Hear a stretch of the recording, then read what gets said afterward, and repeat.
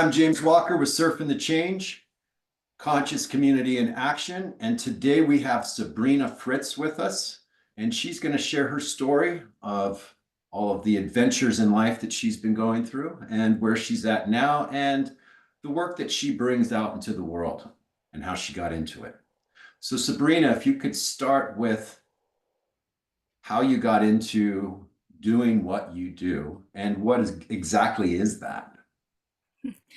Well, thank you, James, for having me on your show. And wow, life experience got me to where I am today. I was 17 years old the first time my boyfriend hit me.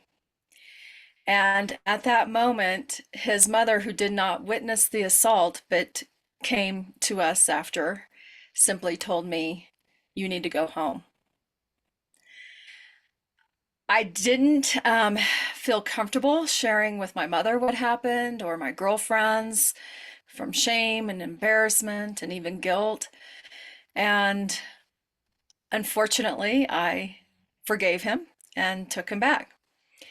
And that started a long relationship of violence with him that resulted in me giving birth to a baby when I was 19 years old. Mm, Thankfully, I took some good friends' advice at that time. It was the 80s, and you didn't have to get married just because you were pregnant. And so I right. called off the wedding, and I'm grateful I had the support of my parents to Right. help me during that time. So that was definitely a protective factor, and a lot of people do not have that. So, became a single mom at an early age. Didn't do anything to address the trauma and everything that I experienced in that relationship. So, You just kind of like packed up and moved on and just leave it alone. yeah, exactly. And he wasn't Try a to part of forget our about it, family. or was that, I mean, typically that's what we do. We try to just like pick it up, move on, forget about it, and move I was forward. too busy trying to provide for myself and my daughter to Hmm. work on myself in any way. Didn't Sure. recognize that, I leaned into codependency based on the religion I was born into. And Mhm. that's what led me into that abusive May, relationship. may I ask the religion that you're in? Catholic. I was Catholic. raised Catholic, attended Catholic school. So, Uh-huh. yeah, I had a lot of that dogma of not being worthy right from the get-go. Straight out of the chute, you're born with Right. original sin. And Right, everything right. in Catholic religion is based around guilt and trying to make yourself, prove yourself worthy from the love Mhm. of this deity, and definitely set me up for codependency for a very long time. I still lean into it, and I have to be very conscious of that. But I didn't clean up my vibration, so to speak, and didn't even know about a vibration or anything like that Right, at the time. And right. I acquiesced to some familial and societal pressure to create a nuclear family for me and my daughter. And I ended up marrying a man that had an assault charge against me. Oh my gosh. Yeah. And of course that resulted in another child and a lot of Um, excuses why we couldn't divorce. And alcohol was my drug of choice to numb mhm. myself from what was happening. And fast forward into 1997, after 5 years of marriage, my grandfather passed away, and that hit me really hard. That made me realize that life is too short to spend in this misery. And it finally Mhm. gave me the courage to ask for that divorce. But of course, it was his home. And that meant me and two small kids packing everything and moving into a two-bedroom townhome. And again, I had great employment. So I had financial support and resources in that way. I wasn't open to sharing with people about the abuse. Even my medical doctor I had gone to while I was still married and said, my marriage isn't good and I'm depressed and I'm drinking too much. And so he just wrote out that prescription for Prozac, Oh my which, God. yeah, did not change the craving for alcohol or my ability to stop drinking. Right. And then I started hallucinating about things like, how to get away with murder, to kill my husband and be free. Mm-hmm. And I knew that was not right, not good. And so I went back and he said, yeah, there's there's a drug that takes away the craving of alcohol. And I'm like, that's what I need.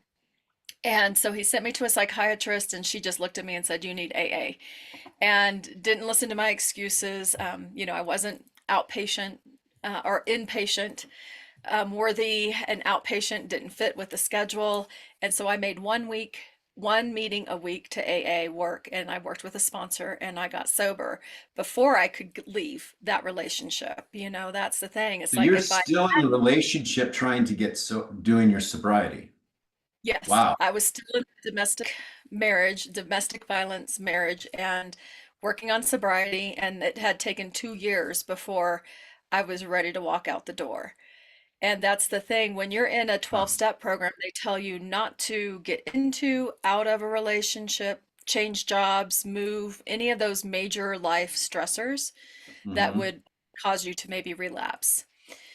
And so I did listen to that, but I worked on myself and I started getting my self-esteem back. And that's what actually allowed me to get that courage to leave one day. If I hadn't done that, I might still be in that relationship.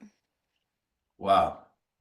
Or, So you were able to move on out of that relationship and sober on top of that. mhm. I mean, usually, I mean, you need to get out of the environment to get sober.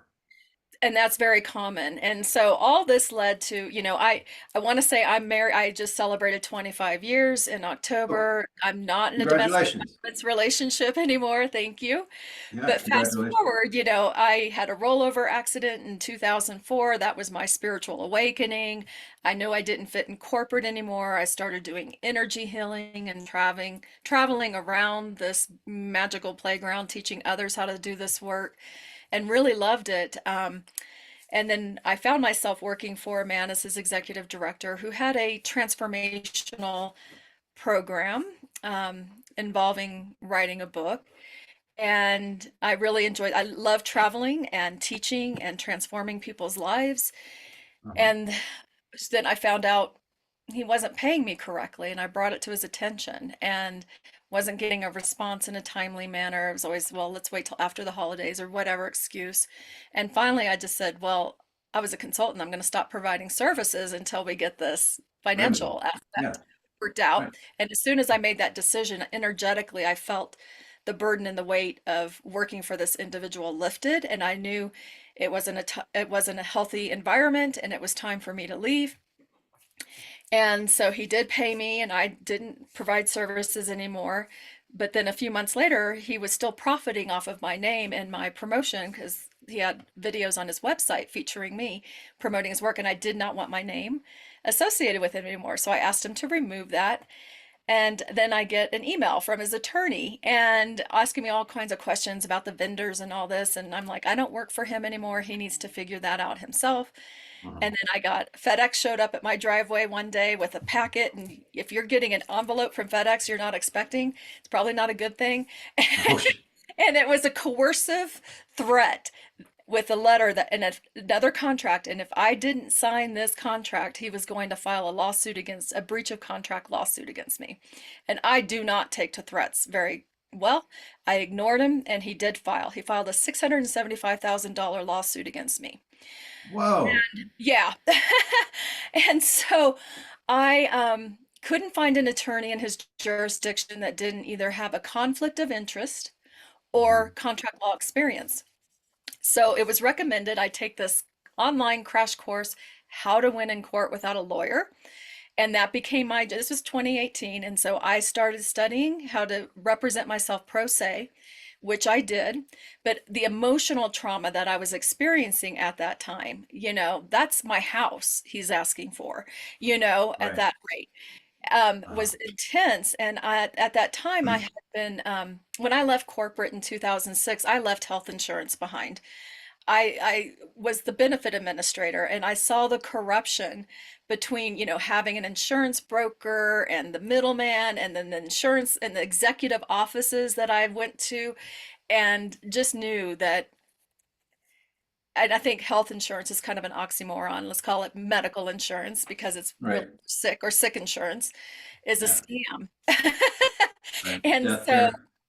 I had to actively change my beliefs before I could leave my corporate job because I was the provider of benefits. My husband is self-employed artist, and so we had three kids to provide for. And I thought I'm insane thinking that I could just leave this behind somehow Mhm. and travel around the world healing people, you know? Um, Right. but every time I had that fear come up around, you need to have these benefits, changed my beliefs to if we need medical assistance, we'll be able to get it and pay for it easily. And that became my mantra. And so I left health insurance behind in 2006, have not had it for my family and I, and we have been healthy. And anytime there has been a need for any kind of medical intervention, we've been able to get that appointment easily and pay for it with no problem. So it's served us well, and that's the beliefs, your thoughts are running the show anyway, so I might as well Right. create the reality that I want. And paying 10,000 plus a month or a year out Yeah. for insurance is not, Oh, I'm no, not it's a, outrageous. Yeah. it is, it's ridiculous, and it's even more. A Thankfully we're not lot getting more. penalized for it anymore, thank goodness, because we were getting penalized for not having it for a short period of Oh, time by our government. When okay. Yeah, Obamacare went in. If you didn't register and you didn't have health insurance, you got penalized on your federal tax returns. And it kept Okay. increasing every year. It So didn't thankfully, happen in Arizona. that's good. I Yeah. wonder why that is, because that's a federal law. Yeah. I don't know. It didn't Huh. happen. I didn't, because I don't have it either. So, I mean, I've been doing the same thing. Well, And, good for you for because not if I was to get my own, because I work for myself. So if I go to get healthcare insurance, it's with high deductibles, by the way. right. Um, it was like $832 a month. Oh my gosh. See, that's insane. And who It can is afford insane. And it's not going to cover anything. It that? Right. basically was you know, anyways, it didn't add up right to spend $832 a month with like a $10,000 deductible, you know. No, not at all. It's better to put some money aside in the savings that you have it if you need it for Mhm. some sort of intervention, but Right. hopefully you won't need it, right? So that's what I bought an infrared sauna and I've had in my home for over 15 years. That's well, almost 20, closer to 20 now. You know, Wow. investing, nutrition, all those things that you need to do for your body to help your body Yes. thrive is daily exercise. So block Mhm. therapy was something that came into my life. It was introduced to me, and it's a very powerful self-healing practice that is a combination of healing, meditation, and therapy in one. So here I'm 2018, I'm facing this lawsuit, I have all this emotional trauma coming up, and I dove deeper into my block therapy practice and went from 15-minute a day self-guided to a minimum of 30 minutes um, through guided videos online. And And so that what's this called? Block block, therapy? yeah, BLOCK, block therapy. You use a wooden Okay. block called a block buddy, and surprisingly, I don't have one in my hands right now or close to me. But it works the fascia system, so it uses your proper diaphragmatic breath, your body weight and gravity as you lie on this wooden piece of block to melt through the restrictions and adhesions that create pain, aging, and disease.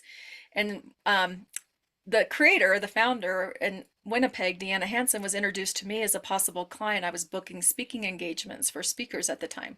Hmm. And I didn't have the proper platform for her, but I became a client because when I learned that scar tissue creates a force of up to 2,000 pounds of pressure per square inch, I wanted to address the lower abdominal scar tissue I had from two C-sections. And so that's what physical trauma brought me to the practice. And as I softened that lower belly tissue, I got relief from chronic neck and shoulder pain that I had learned to live with. And I had Oh, my wow. first C-section at 19, and that's when it started. And think of the compression in the front of the body creates the tension in the back of the body because fascia is that connective tissue.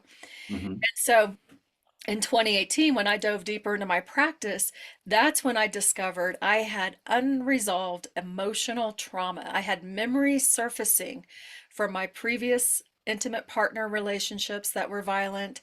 I even had memories surfacing from the OBGYN when I was 19, who just moved to Colorado, 6 months pregnant, had to pick, that's what we do in our insurance, right? We have a network.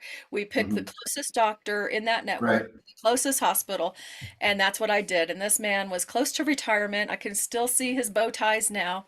And I did not realize at the time how judgmental he was for me being 19 unwed and having a baby. And Okay. I could feel every judgment he had in every slice in my belly still there after 33 years. And I'm like, wow. And so that was the big aha. And at that time, I decided to reach out to Peaceworks, which is a local nonprofit I had supported previously. They serve victims of domestic intimate partner violence, sexual assault, stalking, trafficking, and even teen dating violence. Wow. And I reached out at That's that. awesome. It is, and it's unfortunate that it's needed, but it is a much needed resource. Mhm. And so I reached out to become a volunteer, and took all of the training as an advocate to become the 24/7 Safe Line volunteer at that time. And so I'm representing myself pro se, I'm responding to motions, I'm doing different things, and I'm volunteering because I figured the best way to heal myself, because what my big aha was is my perpetrator moved from the bedroom to the boardroom. And so while there wasn't a physical aspect in our relationship, there was the financial, the emotional, the psychological, even isolation came in with the bounded contract that he put me in, binding me to not even work with another author for 5 years.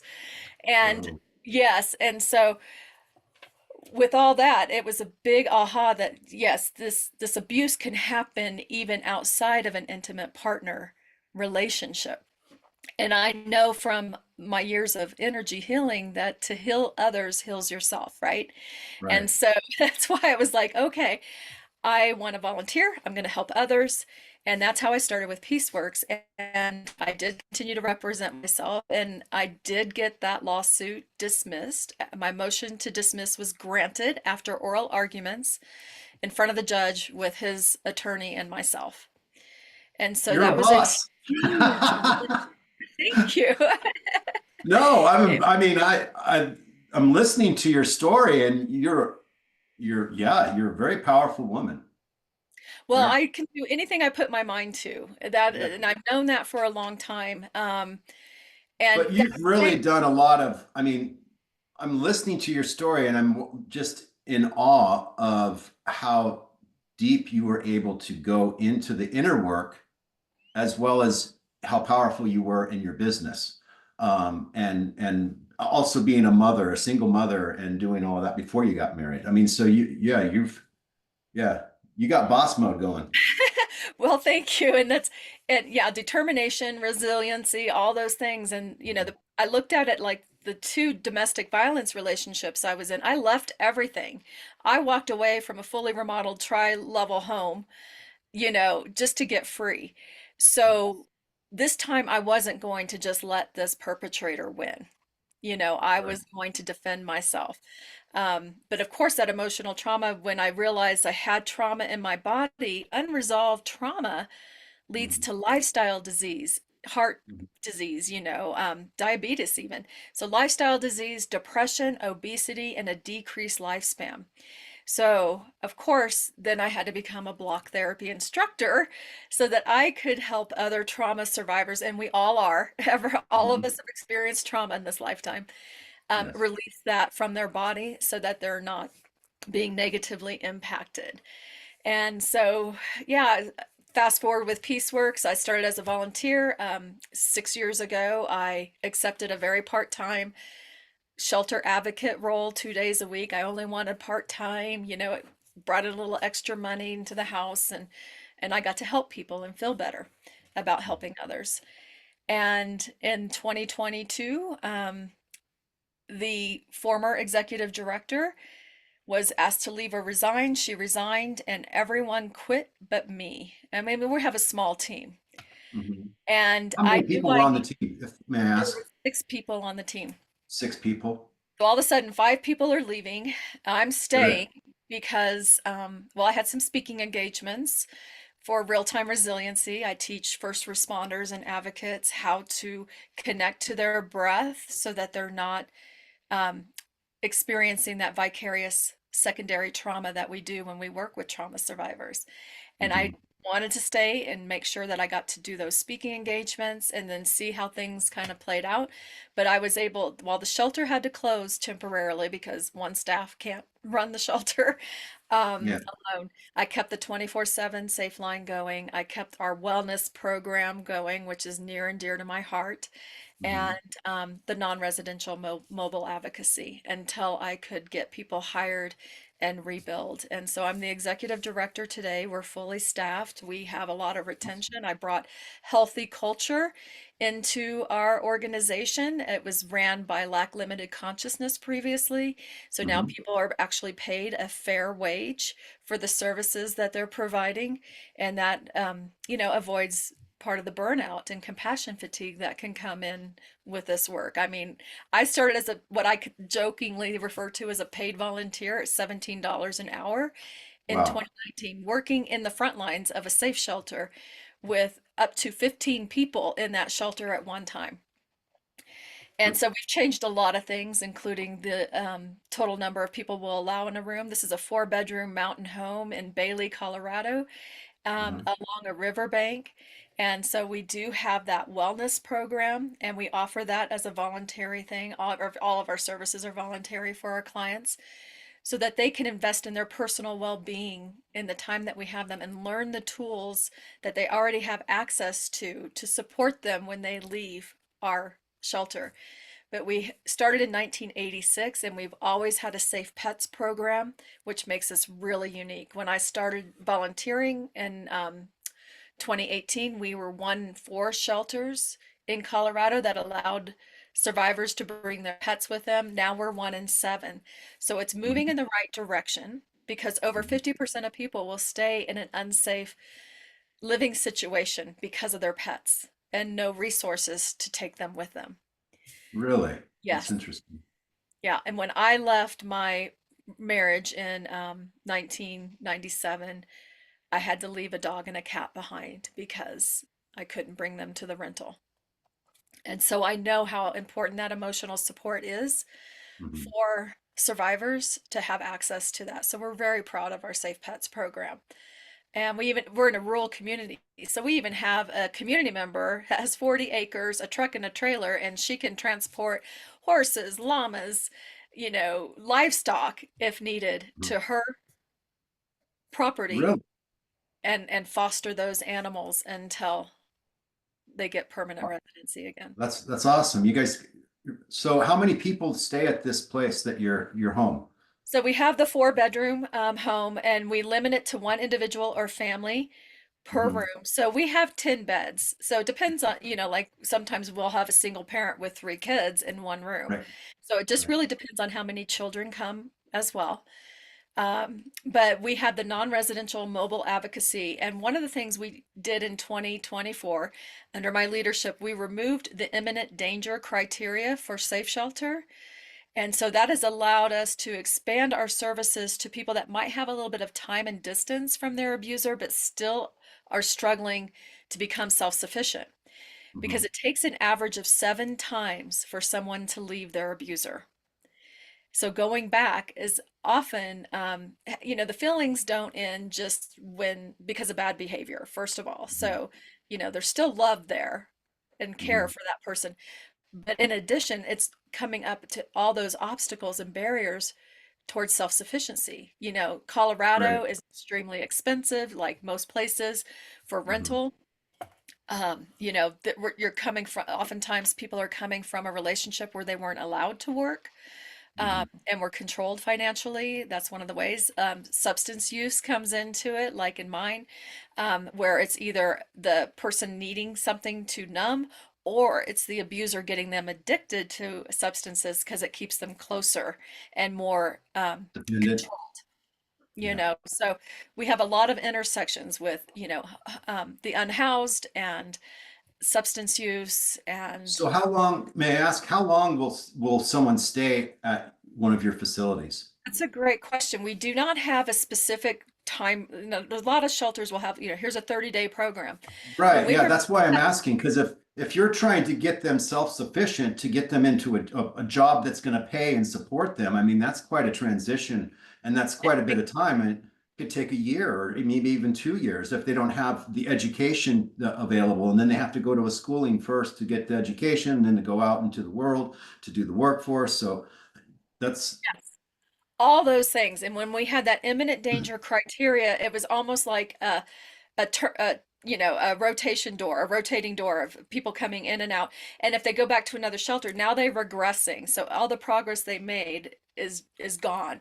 And so we really look at it as like we're making investments in people's future to help ensure that they don't find themselves in another abusive relationship.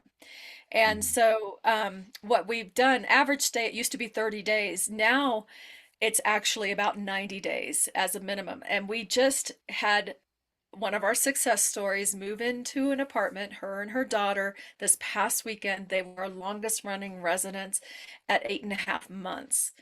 But that's a multifaceted case with multiple attorneys, not just civil for a divorce, but immigration and everything else that had to come okay. into play.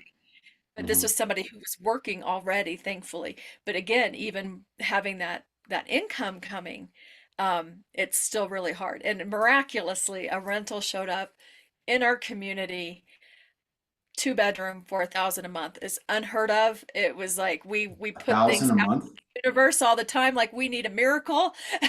We need it now, and we get it. And that's what I love about, being able to really work with people and having a smaller community. We have so much community support from business owners and individuals within the community. And our community wellness program is how we give back. So every week on Wednesdays, a local yoga, Tasman's Yoga and Healing Studio. They provide the space at no cost, and we fluctuate every week. It's a different offering. So we have tonight, it's Drew, today's Wednesday, Drew Yoga. I teach block therapy, trauma release. Mhm. There's restorative yoga and a meditative sound bath. And so we have staff or volunteers that give back to the community this way. And again, it's you don't have to be a victim though to take advantage of the community wellness program. It's Mhm. offered at no charge. Some people donate, which really helps our organization when they do. And again, we just want to give people that opportunity to invest in their personal well-being because that influences healthy relationships, beginning with the relationship they have with themselves. Mhm. And then that's what can create safe homes. And so our mission is to create safe homes in our community. I love And it. we have it on Zoom, so people can attend no matter where they're located, even outside of Colorado. You guys are really covering all of the bases, though, on a deeper level, I think, than a lot of some of these facilities that operate. Mhm. Or do they all kind of do what you're doing? I mean, I haven't heard it like this. I'm This is glad that you this see is the in a difference. much deeper process that what you guys are have created. You're absolutely right. And we have had clients at our safe shelter share if they've had previous shelter experience. Mhm. That Mountain Peace Shelter is unlike any other shelter they've ever experienced before. So Yeah. that is thrilling but we are low security, meaning that we are not staffed 24/7.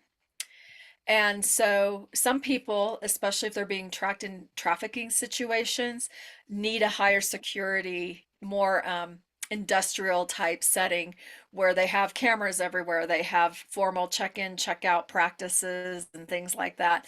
See, I'm So not it, familiar with that, and I'm sure the viewers are not either. So when you're talking about like trafficking, sex trafficking, child trafficking, what, and yes, then are they come after these individuals then to try and get them back?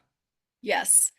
Unfortunately, technology today has made it very easy for abusers to keep track of their product. Yeah. Trafficking is starting to overcome, human trafficking is starting to overcome guns and drugs in the crimes in America, mainly Is that why because, the cartels are in such big business now with human trafficking? yeah, but trafficking is happening right here in our neighborhood with people that we know. because oftentimes so a lot of people think of crossing the border and that it's happening with foreigners, and that is Uh-huh. just not simply the case. Um, Okay. some of the trafficking cases that we've had, it's the fiance trafficking out his fiance. There's the dark web. There are different like friends, you meet new friends groups and things like that online. And what I've also witnessed is, and so they're selling their loved ones. I mean, most traffickers actually is are either a family member or a loved one.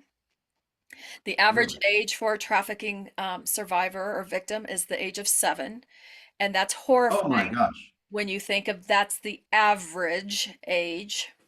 Um, it's unreal, and I mean, See, people. I'm not familiar with this. So, like, when you say they're trafficked, what does that mean when So they're sold to somebody? the definition of trafficking is commercial gain for sexual exploitation or labor. So there's labor trafficking, which is not anything that we serve as Peaceworks, but labor trafficking can be in a restaurant where, they bring people in from foreign countries and then keep their money. One of the most common, because they have to pay back the fee to get here, right? So they'll never pay it off because they're getting pennies to the dollar and things like that. It's very common if you see massage parlors, then I'm going to call it a parlor because that's exactly what it is. If you Yeah, see something that has the big sign that just says massage and it's open from, 8 a.m. to midnight, that right. is a trafficking situation. The people that are working there are doing, sex acts as part of the massage. And Why why aren't the police going after these more? um, well, oftentimes they'll say if we close it, they're just going to open up down the street, which is true. But honestly, there's probably a lot of law enforcement that are clients. Okay. Statistically, 1 in 4 law enforcement officers are domestic violence perpetrators, and that's statistically based on a highly underreported crime to begin with. Domestic violence is not reported very often, and if it is, a lot, ever getting conviction is very rare.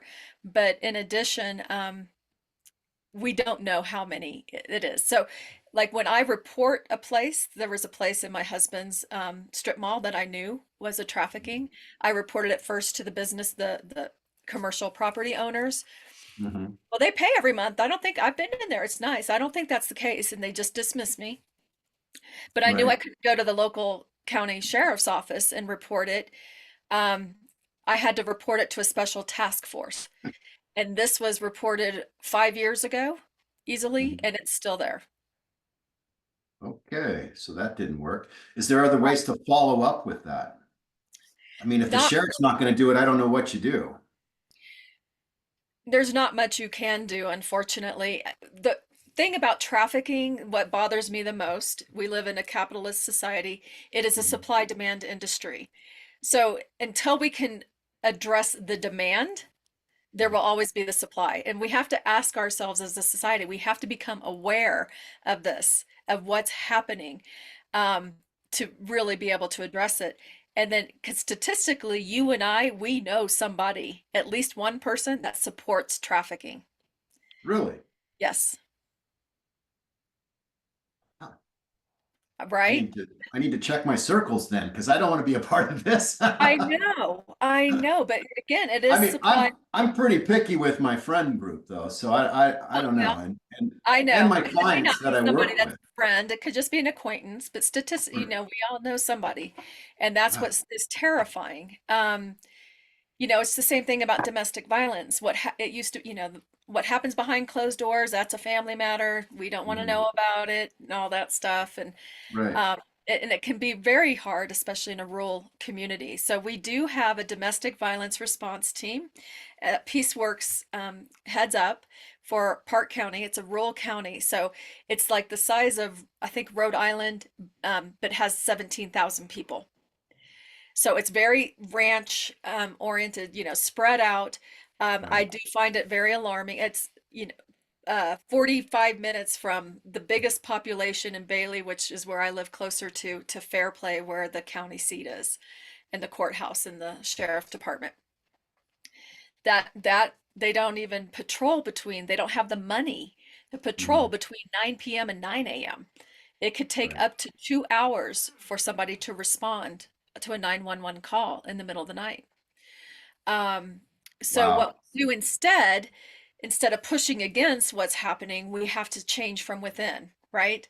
And Mhm. so, because that's basic law of attraction, whatever you Right. resist persists, right? So Mhm. instead of and former leadership pushed against, now I'm coming in and I'm helping to change from within. So our domestic violence response team, we got some special funding from our Attorney General's office in Colorado, Mhm. to spearhead that. And that is comprised of the sheriff's deputies, the victim services with the sheriff's department, probation, offender treatment, the DA's office, the police department and fair play, as well as child protective services and human services. And so we work together and we do case reviews every 2 weeks. And there's, of course, the repeat offenders. Some of them we just don't know when it's going to reach that lethality. So we have implemented a lethality assessment program, LAP. Mhm. So that it's one page, they ask 7 questions, and if there's a yes on one of those red flag ones, they need to be referred to a victim services advocate, because there is that high lethality risk. The most endangered a victim will be is when they're leaving their perpetrator. And that's Right. when physical violence, if it wasn't present before, can happen. And Mhm. that is when the risk of lethality increases significantly. Wow, you're in a really, that's some really hard work that you're in. The emotional aspect of it, it's just working around.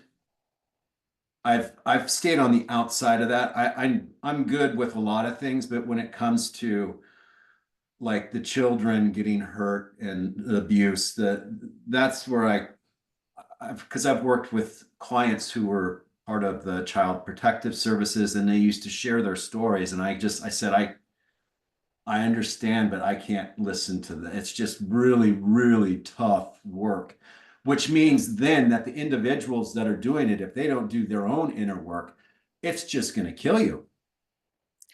Exactly. That's why I teach real-time resiliency, and my staff, they know how to protect themselves, because what you're saying, you don't want to hear it.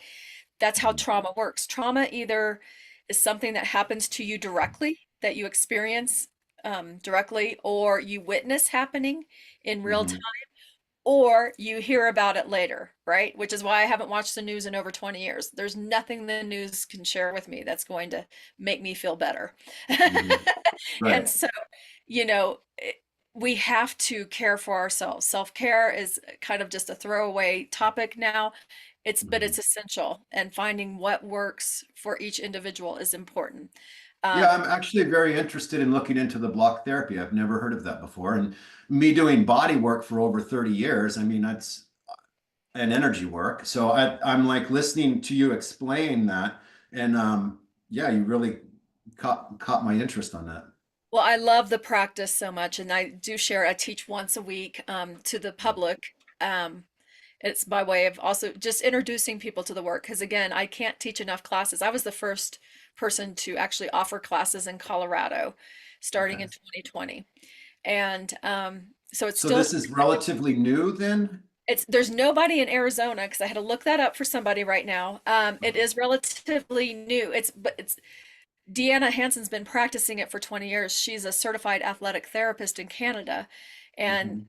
the practice actually started through an anxiety attack, and she was having difficulty breathing, and she lied down on her bed and she took her fists and she put them into her belly and she started breathing into it to calm herself, and she found that very helpful and beneficial. So every night for a few weeks she'd come home from work, she would do that practice, and her size and shape of her body started to shift.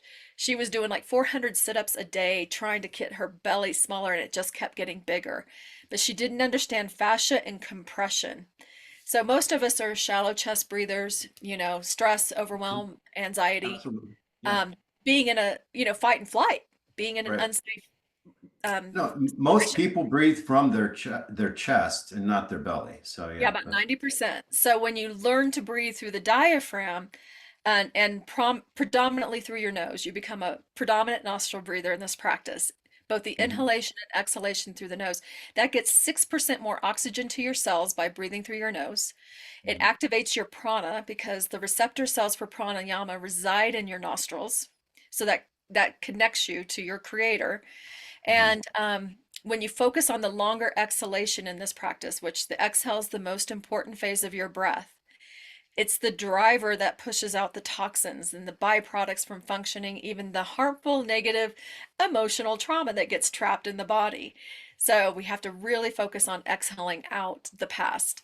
And by just, So is it so the breath that you're doing then with that one is going to be like a 4 second inhale with like an 8 second exhale? yeah, 4 6 is what we. Oh, Yeah, okay, cool. Yeah. just as long as it's a longer one. Yes. Mhm. So 4 seconds in, 6 seconds out. And so that you're really, and if you can go 8 seconds, good on you. You know, Right. we really want to focus on that release. That's the most important thing. So I always tell people in my classes, if the only thing you take from this is learning to breathe correctly through the Mhm. diaphragm, that is a practice that will serve you every day of your life and help to improve your well-being. I There's agree. there's a book called Breath by James Nestor, Mhm. and he does a lot of different practices and studies. And there's a group of people, and I just joined that group a few weeks ago. I never thought I would, but I realize in the wintertime it's hard. It's with the furnace and different things. It's in dry climate in Colorado. Um, Mhm. that it was harder for me to maintain nostril breathing during sleep. So I put little silicone tape across my mouth at night, and that Mhm. helps me breathe in and out through my nose all night long. And Interesting. it's definitely, just helping to, what I've noticed in just the couple of weeks I've done the mouth taping at night, my lips don't get dried out because that's a Mhm. big thing here in Colorado, chapped lips. Um, Yeah, dry skin too. yeah. And my sinuses are clearer, actually, which is interesting. Really? Yeah, Yeah. that is interesting. Huh. Yeah. I mean, if you have a stuffy nose, though, you got to have to take that silicone tape Well, off. that's true. Yes. There's times that you can't breathe through your nose. True. But So, but yes, I mean you don't want to, block off your airflow, but if you can breathe, yeah, and some no. people, they have a deviated septum and all these different things that make Right. it hard to breathe in and out through the nose.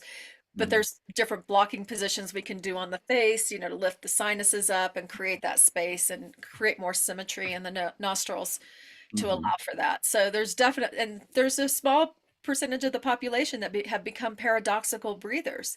So what that means, so the way Yeah, you should please breathe, explain that.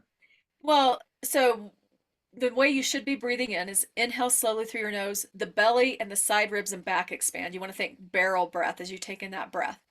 And Mhm. then as you exhale slowly through the nose, everything contracts, and focus on that longer exhale. But what Mhm. happened, the paradoxical breather, they're the opposite. So when they inhale, their belly contracts, and Mhm. when they exhale, the belly expands.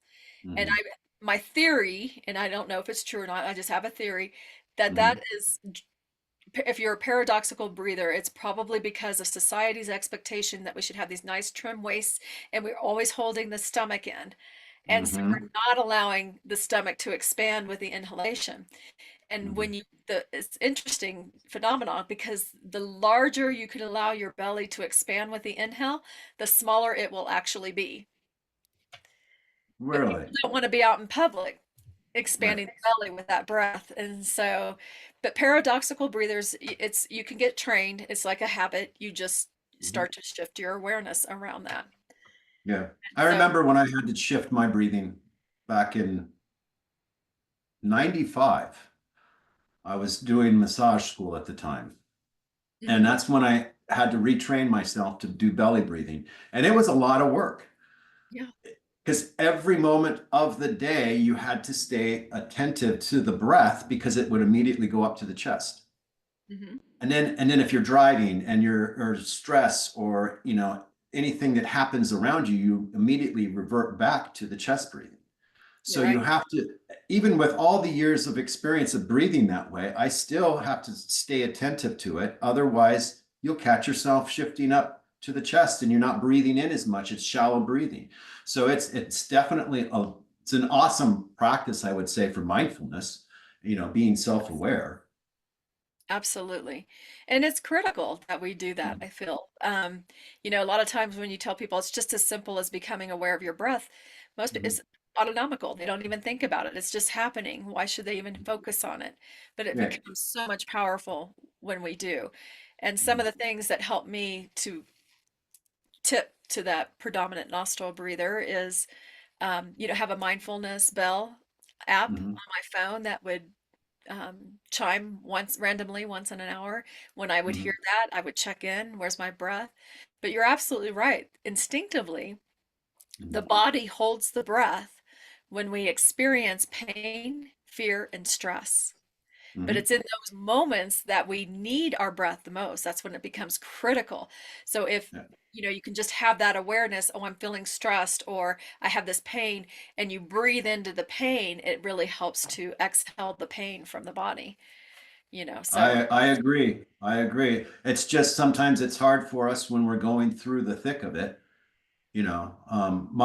My goals have always been to have that inner light, the love, the joy in the thickest storms and yeah, still be in that space.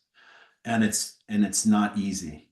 It is so challenging when we're in those moments, the darkness, the pain, the grief, and still be able to find ways to cultivate that back into love, into joy, into peace while you're really in the thick of it. I mean, that's where the mastery comes into play. you're absolutely right. And I have rededicated myself in 2025 to remind myself that we are here for the joy of it. And it can be really hard when you're hearing all It, these stories about people and ultimately, when you're talking about the children, we have mhm, got to reach the children because domestic violence is very cyclical in nature. Children mhm, will often grow up, if they're in a DV household, into becoming the abuser or the victim. mhm, And so raising awareness and educating our youth on what healthy relationships look like, especially in this day and age of tech mhm. and everything that's happening in that realm, it's really essential. I mean, it's not uncommon for me to hear about young people in relationships that have to turn their phone over to their partner for them to scroll through and look at their stuff. It's like that is not a healthy relationship.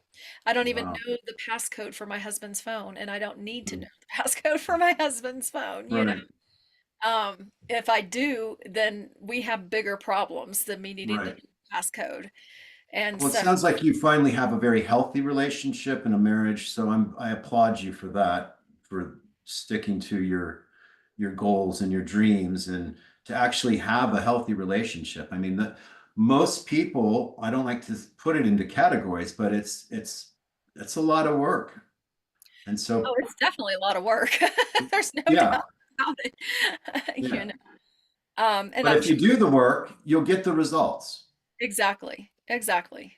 And that's what's important. And it always comes down to communication and trust, and you have to have that trust, or otherwise you don't have a relationship either.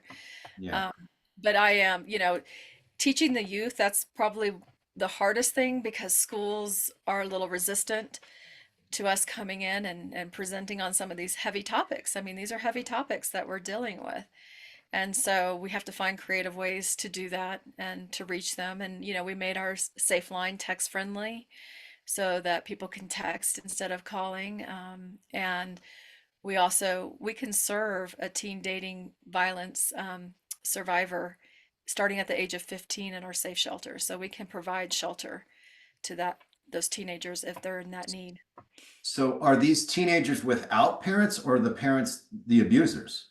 Well, so domestic violence in Colorado does not include familial violence. So that would be under, Child Protective Services, and that's not considered an intimate partner, where teen Okay. dating violence is considered intimate partner violence. And that's even within domestic violence, is within that intimate partner. So we've gotten calls from people that, especially the elderly, if they're in need of medical assistance, they might be being abused by their adult child, right?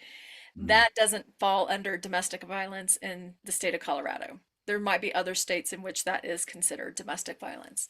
So our services are limited to basically intimate partner um, relationships at whatever age that is. So it's important though, we are confidential advocates in all areas except for child abuse and neglect. And so if we hear about that, we are mandated to report those things in those instances. We haven't had a teenager come into the shelter under the age of 18, but it is something that we could offer if they are without parents and Right. find themselves in that intimate partner. So you guys are prepared if it's necessary. Exactly. Exactly. Well, on one side, I'm Statistically, like, grateful that it hasn't happened, but yeah. right, I think in our county, Jefferson County, it's like 1 in 3 teenagers will experience abuse in a relationship as a teen. Wow. Yeah. So 33%. Conscious community in action. Right. And this is the thing. It's again highly underreported, and it's just that manipulation of shame, fear, guilt that prevents people from reaching out for help. And the other side of it is, if somebody's in a relationship that doesn't have the physical violence, they don't think it's an abusive relationship. But I'm here to tell you that the unseen wounds, those invisible ones from emotional um, trauma, the psychological, Mhm. are far deeper and deadlier than the physical, and it takes a lot longer to heal from. Yes. Yes. Yes, it does. Usually, though, if they're getting the physical abuse, they're also getting the Oh verbal yeah. abuse. Oh yeah, So, that's a given. But, yeah. but that's the thing. There's a lot of people. We have some affluent, areas here in the mountains, and there's also that misconception that domestic violence is a poor person's Mm. problem. Oh, And really? I think that, the physical violence you may not see in the affluent homes as much, but that control, the power, exerting Hmm. the power and control, the financial, the emotional, the psychological, Hmm. even the isolation, removing that person from their friends or family is very prevalent, but they don't recognize it as abuse because it Interesting. doesn't have the physical component. Right. So they endure it. Yeah. Yeah. Oh, so much work in this world, huh? There is a lot of work in this world, and I'm glad that people show up, to do Yeah. what their part and to help make it a little bit better. Yeah, it could be extremely overwhelming for me if I look at, our statistics and what we're doing, but we just keep looking at those success stories, one Right. family, one individual at a time. Because we got rid of that imminent danger criteria, 3 families got put into housing in 2024. So far, we have one family this year so far.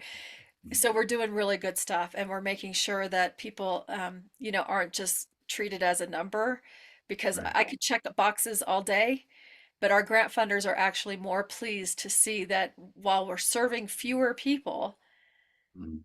we are helping to ensure that they're not going to need our services in the future. That's that's amazing. Amazing work. I'd love to actually come out and video it and share it. I mean, it would be an honor. I'm gonna have to see if I could do something like that. Because Well, we I can't think the have yet more, filter videoing anything because of the confidential location, but okay. Well, yeah, okay. yeah, Understood. you will never find a picture of our shelter or anything like that online. Um, Um, and even when we have clients staying, if they do FaceTime, anything like that, they have to be up against a wall. They can't be walking around, anything that could indicate our location. Interesting. I'm so not familiar with this. That's why I love talking with you today. This was an awesome amount of information that you shared on domestic violence and all of the programs that are available for people if they need it.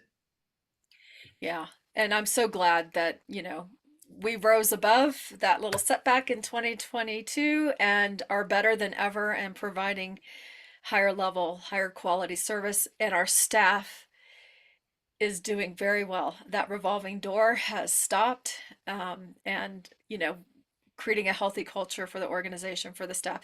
They get paid to come to the wellness program, right? So that's the Right. thing. We want them to invest in themselves. Oh, So if wow. that's what they want to choose to do, they get paid to do it. That's amazing. Wow, this is it's been an honor to have you on as a guest. And I'm just yeah, you really dropped a lot of information here today. Thank you so much. Well, thank you, James, for having me. And if you want to find out more about block therapy, you can Mhm, go to my website, which is mhm, goblockyourself.com. Okay.